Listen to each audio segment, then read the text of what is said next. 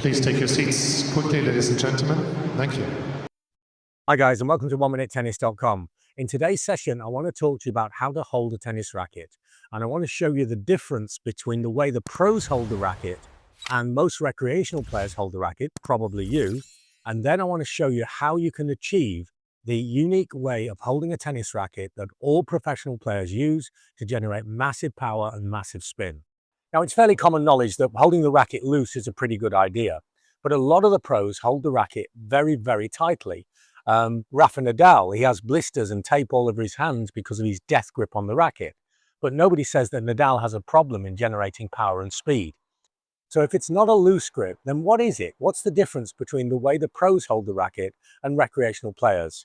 And the first thing we've got to look at is the size of the grip. Now, this is an L3 or a 4.5 grip, but I'm going to imagine that it's like a 4 5/8. So it's a little bit bigger than it really is. And I hold the racket now with my hand slightly, very slightly too wide for the racket. Now, because of surface tension, the racket will stay in the hand unless I get it exactly at 90 degrees to the ground, in which case, yep, it will slide through the larger grip that I've made. And when I have this larger grip, then I now have a freedom of the racket. I call this a live arm or a live racket. You see, if I close the grip, it can be loose or it can be tight. In this case, it's very loose. And wave the racket from side to side, I've got a loose grip, but the racket and the hand are together. Now I'm going to make the larger grip, the bigger space than the handle has. And now the hand and the racket are moving in different directions. Now, this is what we want to achieve when we play, because when we have this freedom of the racket, then the racket is a loose and free object and will create an extra link to the kinetic chain. But how do you really apply this into your game when you've got the pressure of time, stress, the speed of the ball, and a load of other things?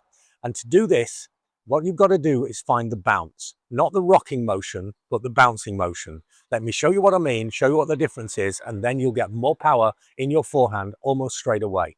If I take the racket now, and I'm going to take it back into my take back position here, and then I'm just going to move the racket up and down. And this is a rocking motion. See how the hand and the wrist are moving with the racket. But now I'm going to allow the racket to bounce inside my hand. So the two movements of the racket are the same, but in one of them, my hand and wrist are moving with the racket, and the other one, the hand and wrist are neutral, and the racket is moving independent of the hand. When I can find this movement where the racket is independent of the hand, then I now have a grip that will deliver tremendous power to the ball. Let me give you an example. If I punch something here, then it's going to have more energy than a slap. It's going to hurt more. But if I now add an object to the hand and now punch with the object, then it's not much more powerful, a little bit more leverage. It's not much more powerful than the punch. But if I add the object and slap, then now this is going to hurt a lot more. This is a lot more energy. It's the same when hitting the tennis ball. We need to allow the racket to be free so that it will actually add acceleration, leverage, and power into the ball. And this freedom of the grip, this space between the hand and the racket, is essential for you to get that extra power, zip, and spin on the ball. If you have trouble finding the bounce, then a really good way of doing it is to choke up on the racket. And now I can really feel the difference between the rocking motion and the bouncing motion. And I want you to feel that racket, the grip hitting the hand. And now I'm going to choke down the rocking motion, the bouncing motion. And now I'm going to move to a full grip, the rocking motion and the bouncing motion. I can really feel that racket bouncing on the hand. And now I'm going to make shadow strokes and I'm going to feel the bounce right here, right in this space here. Let me show you from this direction. First phase of the take back, unit turn, and now right there, I feel the bounce and swing. Here, feel the bounce and swing. Here, feel the bounce and swing. When you can get this freedom, this space in your hand, then it doesn't matter if it's a tight grip, it doesn't matter if it's a loose grip. What matters is that the grip is different to the grip size of the racket. You'll then have a free racket, a live racket.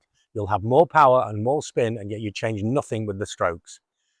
Check this out, let me know how it works for you, because this really is a massive difference between the way that most players are using the racket and the way that the pros use the racket. If you learn tennis at a high level from a young age, then this is very natural, so they don't even think about it. But if you haven't learned tennis at a young age and played all your life with no breaks, then this will be an unnatural way of holding the racket.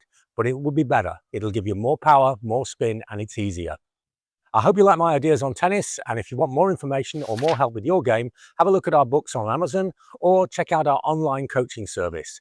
Both are unique services where we're providing a real teaching experience. Everything is geared to help you reach the best level that you possibly can. So hold the racket like the pros, don't hold it like the recreational players.